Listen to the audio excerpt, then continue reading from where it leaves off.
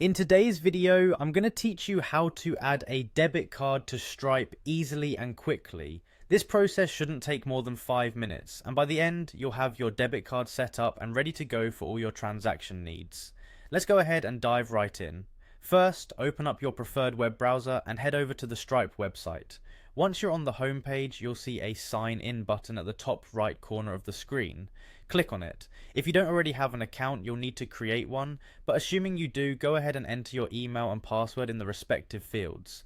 Make sure that your credentials are correct to avoid any login issues. Once that's done, click on the sign in button to access your Stripe dashboard. After you've logged in, you'll find yourself on your Stripe home screen. From here, we need to make our way to the settings. You can find the settings icon, usually located at the bottom left of the dashboard sidebar. Click on it and it will take you to the settings menu where we can tweak various configuration settings related to your account and payments. Now in the settings menu, look for the section labeled product settings. Under this section, you'll see an option for payments. Click on it. This will bring up your payments preferences where all sorts of payment configurations take place.